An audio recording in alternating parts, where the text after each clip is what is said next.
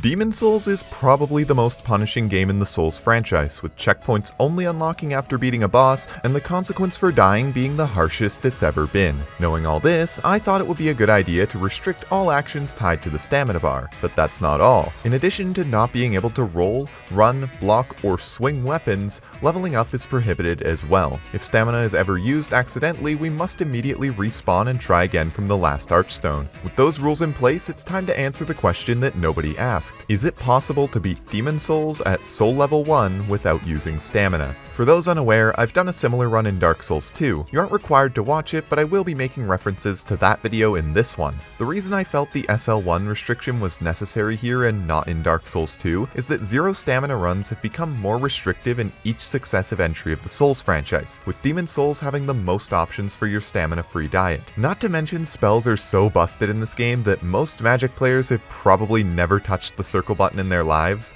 That being the case, we choose Royalty as our starting class and create our protagonist Damien Souls. And I know what you're thinking, but he's actually more of an armpit guy. What's great about the Royalty class is that it starts with 2 items that boost MP, as well as the Fragrant Ring, which regenerates MP over time, meaning we don't have to worry about ever running out of spells. As long as a 5-minute cooldown isn't considered a penalty, after taking out basically every enemy with a single blast of magic each, we're confident and ready to take on the Vanguard Demon. It's not necessary to win, but it would be a nice early game boost. I think this was a good idea. Thus concludes my dumbass's guide to reaching the Nexus. There's not much to do here, so we take our leave and warp to Boletarian Palace. We make our way through one enemy at a time, occasionally forced to take a breather and let the mana bar refill. Our most dreadful obstacles came in the form of wooden barriers that we had to individually blast with magic. It takes 2 hits, it's a 2-hitter. Aside from grabbing the Thief's Ring and saving our boy Ostrava, there's not much of note here until we open the gate to the first boss of the game, Phalanx, a collection of sludge puddles holding shields. This boss is pretty hard.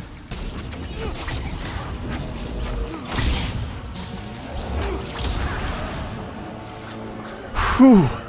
Oh, that was a tough one. I hope that fight isn't a tone setter, otherwise I'm gonna run out of things to talk about real quick. Though we were able to win a fight against the demons in Boletaria, it seems we can never defeat the demons within. It was on this day that Damien Souls took his own life. May he rest in peace. Now let me explain why throwing yourself off a building is optimal. Demon's Souls is a game that punishes veterans who have preconceived notions of how a Souls game is supposed to work. In most Souls games, the penalty for dying as a human is no longer being human. In Demon's Souls, losing half your health bar is only the secondary punishment. Each time you die as a human in one of the 5 worlds, the world tendency, as it's called, not to be confused with character tendency by the way, shifts towards black. At pure black, you'll find that all enemies have a 50% damage and health buff, while your health bar gets nerfed in return. Conversely, if we beat enough bosses, the world tendency shifts to pure white, nerfing the enemies and giving us a damage buff in soul form. The Nexus is the only safe place to die without lowering the world tendency. That is why after every boss we will routinely splatter ourselves against the cold stone floor of the hub.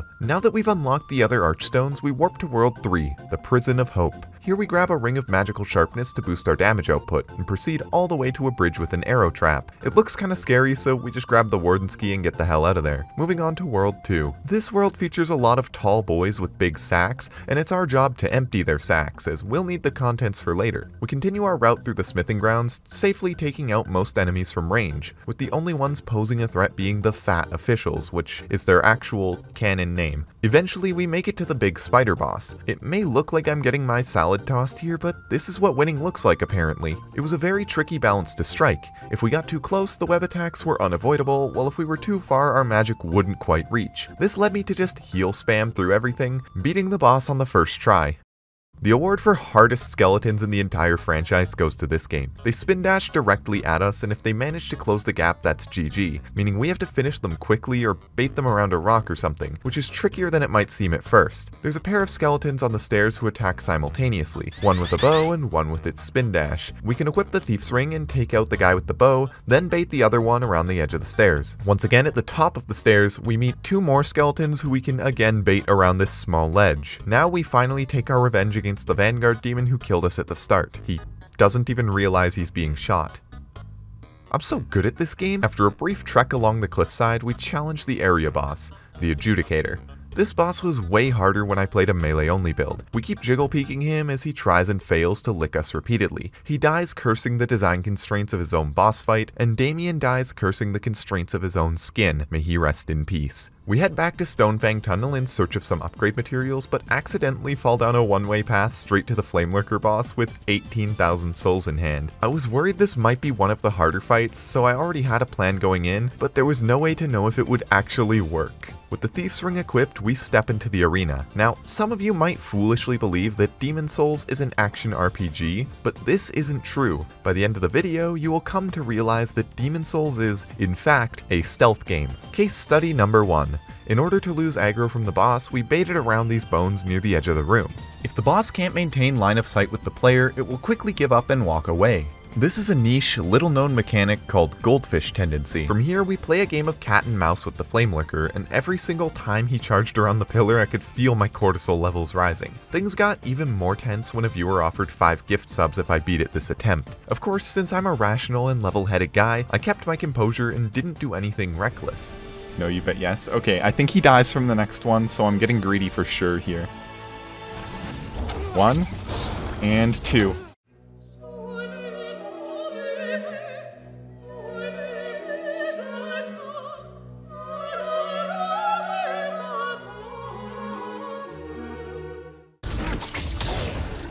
I guess that the moral of the story is to always get greedy.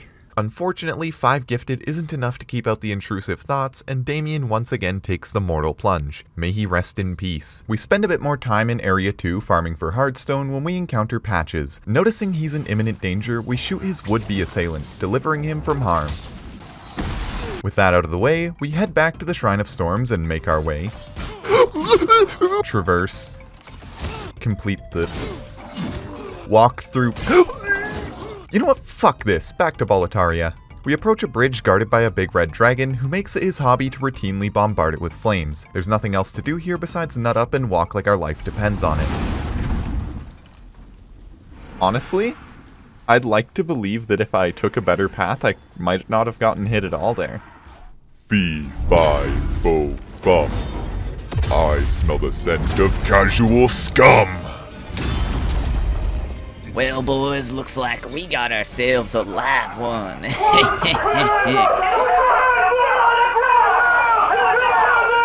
Where the fuck am I? The Tower Knight and a legion of crossbowmen show up to halt our power walk, so we slather them in magic juice, then attack the big guy. Normally, he can be knocked over to hit the weak spot on his head, however, us privileged magic users can just dome him from neutral. We're gonna need an Archdemon soul to progress any further in Boletaria, so we instead set our sights on the Depraved Chasm. Here we find an old woman rooming with a family of vile, putrid rats. The grimy flesh pygmies scramble towards us only to be cleansed by magic. Damien's Souls hates rats, and there aren't any more of them in the game, so he'll never undergo a change of heart. Get bent, rat lovers. There's a couple big boys up ahead that we can't fight head on. They're fast, don't stagger, and one hit will true combo us into death. We're able to lure them back through the level until they get stuck trying to climb a ramp, letting us cheese them for free. The area boss is even easier than the Adjudicator. Once we find a safe spot, we just spam magic until it falls over.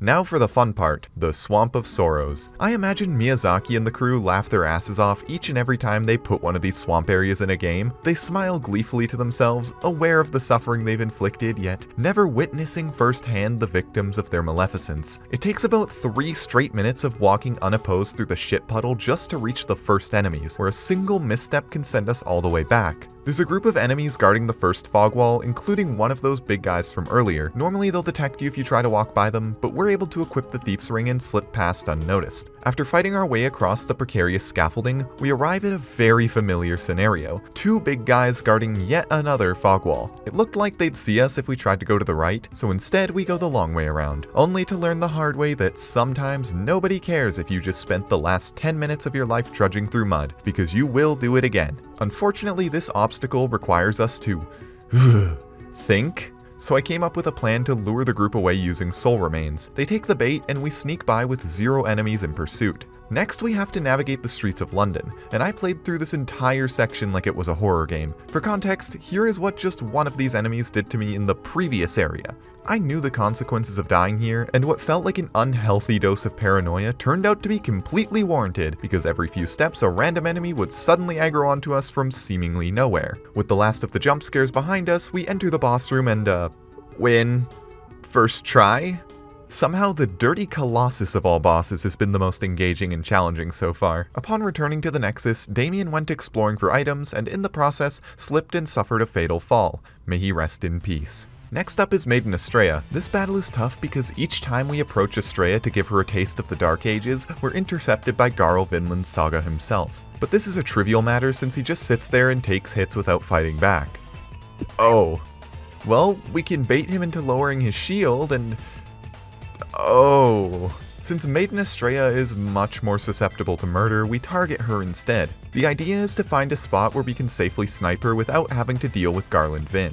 The ledge up here is too far away for magic to hit, and while it's possible to use crossbows without stamina, we don't have the stat requirements to wield any. Eventually, we find the perfect sweet spot where we can be as close to Maiden Estrella as possible without drawing aggro from Jarl Tinman. Then we pull out the handy brass telescope that Damien has had ever since Chapter 2 of the light novel and barely clip her with our blue balls attack. She starts spamming heals and it all comes down to raw DPS. In her final moments of life, she tries to guilt trip us into stopping, but I ain't never stopped mashing just cause someone was begging for their life. She drops one final line about how we were the Demon Souls remake for PS5 all along, and Garl Charmander falls into a steep depression. But it wasn't enough for us to take away his reason to live, as we still need to take away his life.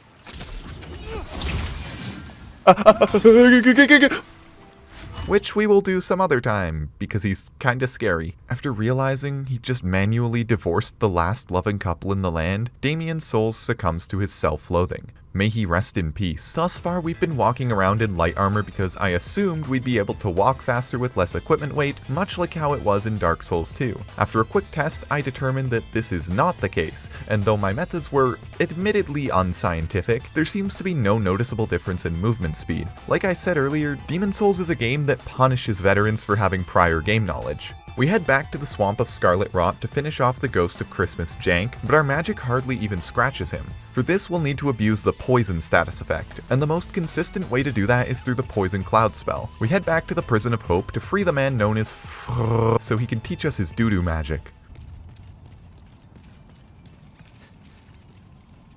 I hear them! Die!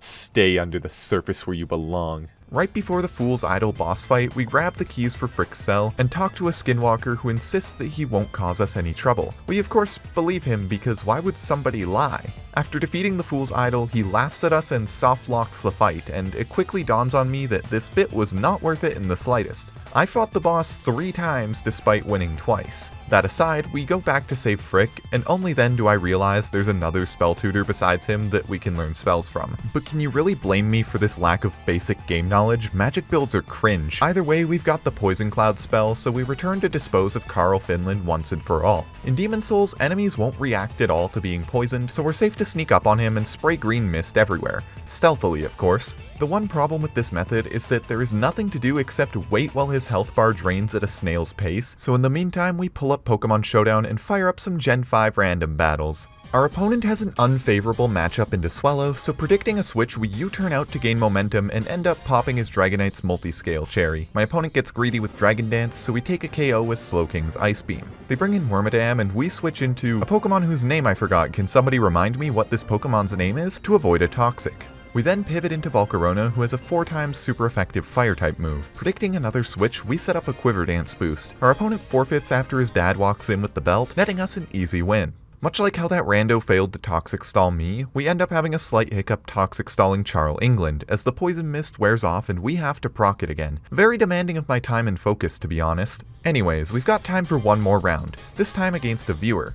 Rotom gets an insane turn 1 crit against Exeggutor, then things start looking sketchy as Crustle shell smashes when we switch. Luckily, thanks to my skill at the game, I'm able to adeptly dodge 2 Stone Edges and take out Crustle. We wish and pivot into Rotom, which prompts my opponent to switch in Slaking. Rotom Storm toughs out a Night Slash so I wouldn't feel sad, then Volt switches into Sigilif. And if anyone has ever had to play Gen 5 against Sigilif before, you know all about the war crimes this thing is capable of. And my opponent decided he'd rather not sit through my 30-turn victory lap. Just in time too, since Dark Beast Garl got tired of huffing H2S and keeled over. Now you may be asking why we spent all that time poisoning a random dude, and to be honest, I was asking the same thing. I sort of did it for funsies. But one of the items he dropped ended up unexpectedly being a run saver. Since we now have an Archdemon Soul, we're able to explore more of Boletaria. The first thing we do is free a guy from prison, and the first thing he does is gun down a man with his crossbow. Then he goes to sleep.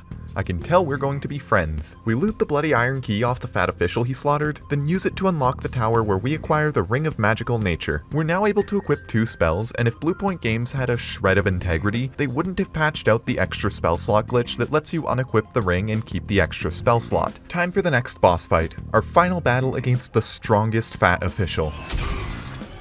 Okay, never mind, that was the easiest one yet. For some reason there's still a boss health bar on screen, but it disappears shortly after this homeless dude we met earlier solos this random unrelated enemy. After all that, it's back to the Shrine of Storms with a new spell, Camouflage. The idea is that the flying monsters shouldn't spit at us with Thief's Ring plus Camouflage. This theory is quickly proven correct as we are able to 1v1 the skeletons here without interference. What's more, we're also able to sneak past these silly ghosts before they can shoot us with a giant glowing laser. Like I said, stealth game. The walk to the boss is so long and tedious, and every time I made it to the hallway, I was terrified out of my mind that I'd get sniped by a stream of green piss, or that this necromancer hiding around the corner would end my run with a single swipe. In fact, it was solely because of this necromancer enemy that I opted to use a fireball for my second slot, despite the fact that it does less damage to the skeletons on the way here. Fuck you! Yes! Yes! Yes! Now it's a straight shot to the old hero boss. This one is a piece of cake. Almost every boss in the game has a gimmick that can be exploited to win, except the fun ones. This guy's gimmick is that he's disabled. It feels a bit wrong to say that. Like, I'm not gonna run up to some dude with a walking cane, push him over, and proclaim that I exploited his gimmick, but maybe I'm alone in that. Anyways, since the old hero can't see, there's no way he could ever kill us. I guess you could say I didn't see that coming.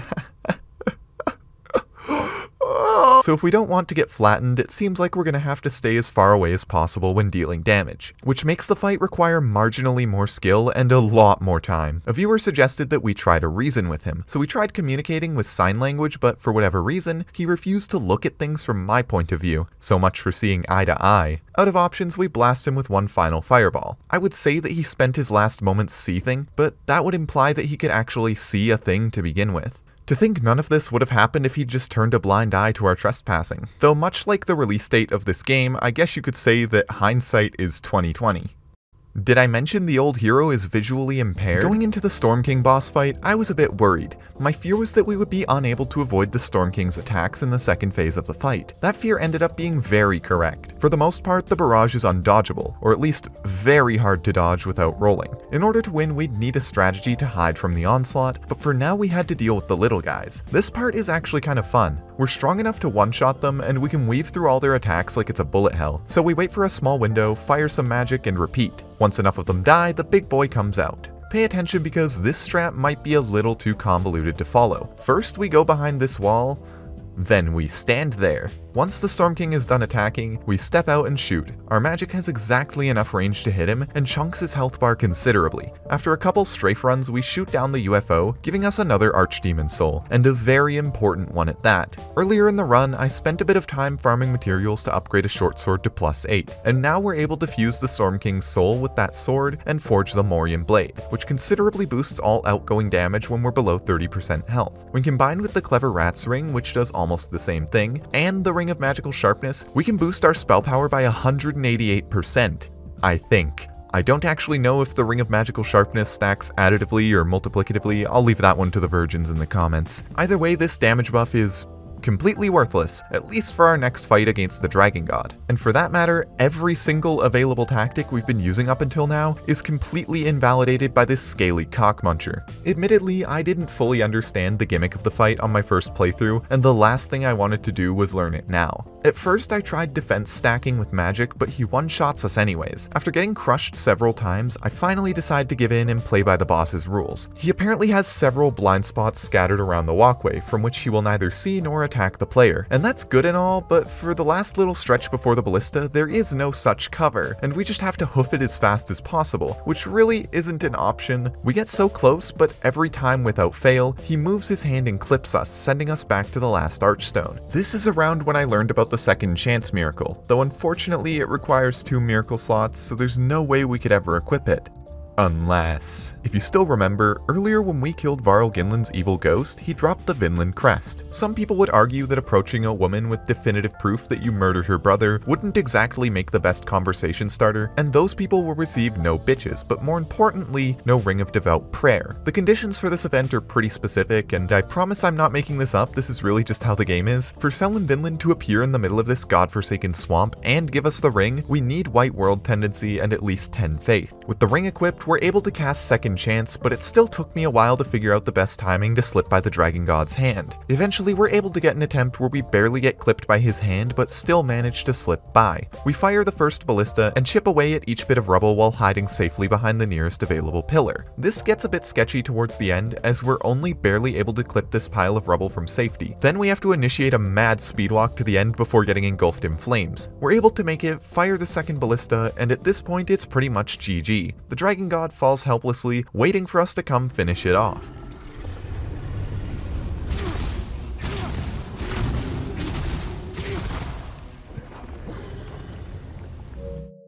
Is he immune to fire?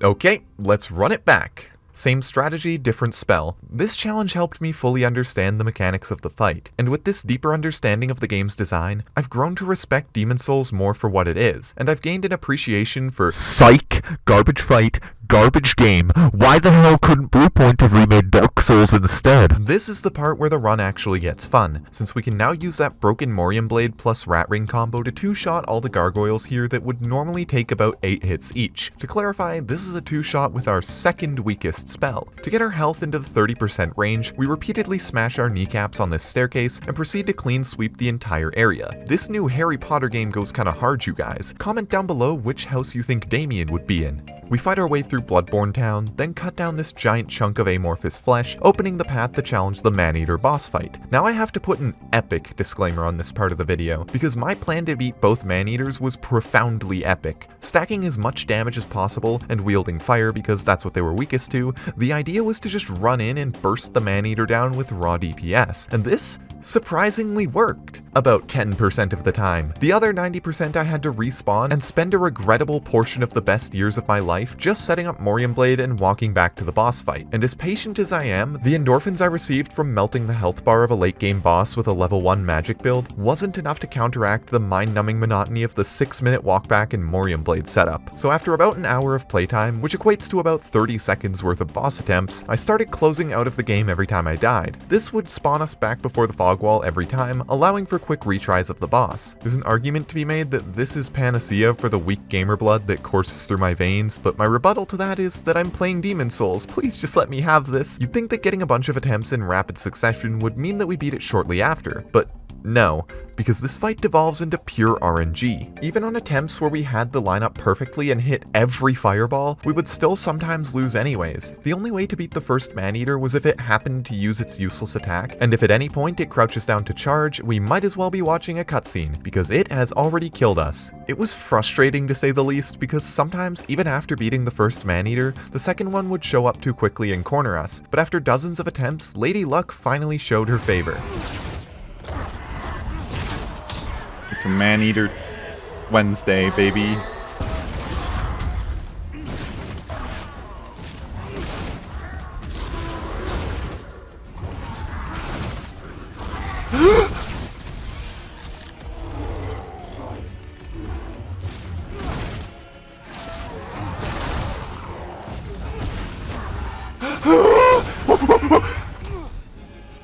No.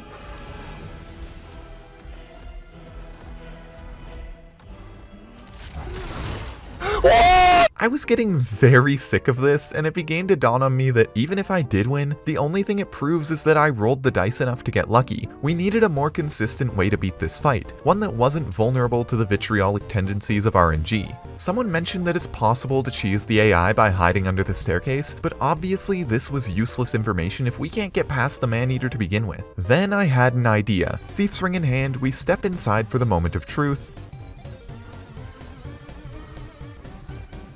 Oh. And it actually works. We are then able to hide under the staircase and chip the Maneater down one fireball at a time, hiding again to lose aggro each time. This strat ends up being pretty safe, and I can confidently say that most of my deaths were now due to my own ineptitude. After some attempts, we defeat the first one, then go hunt down the other. And it isn't here.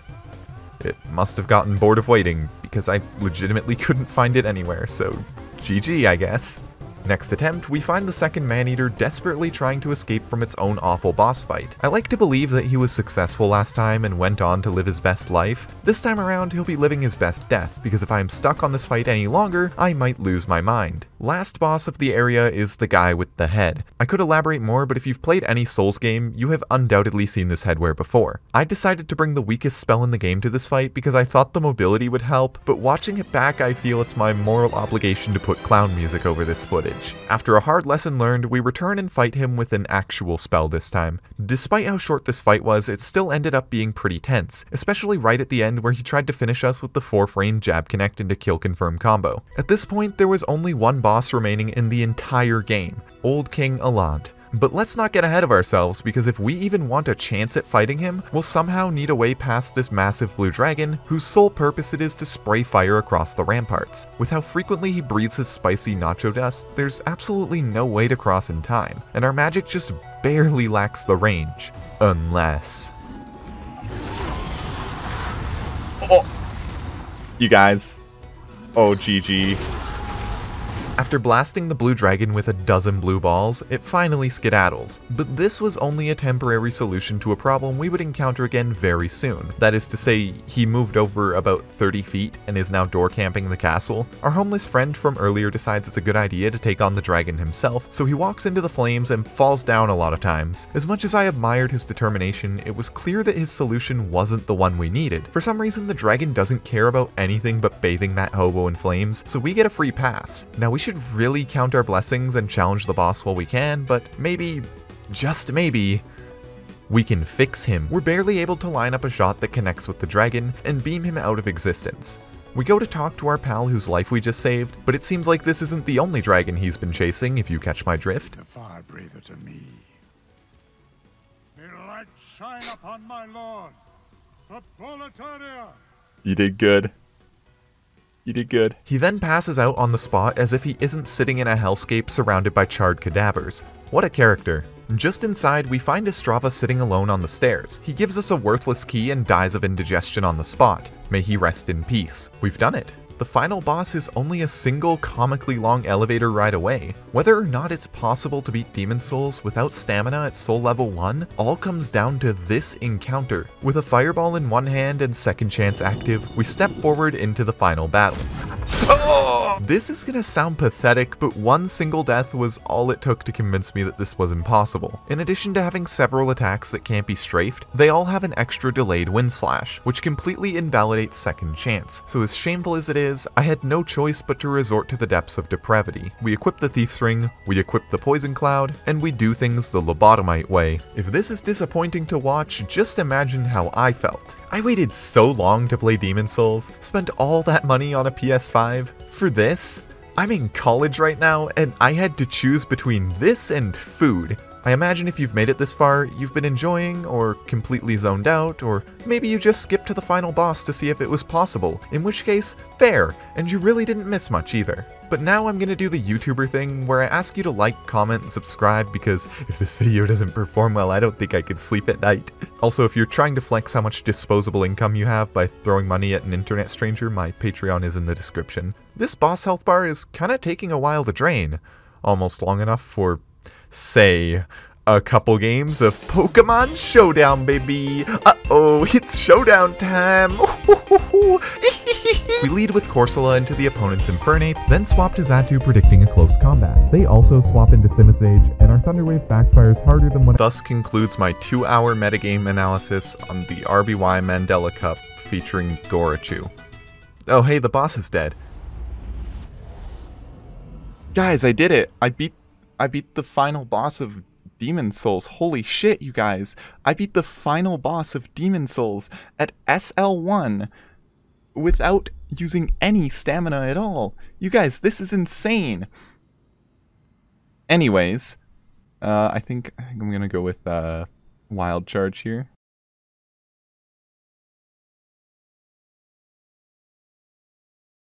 Ah, you were at my side all along.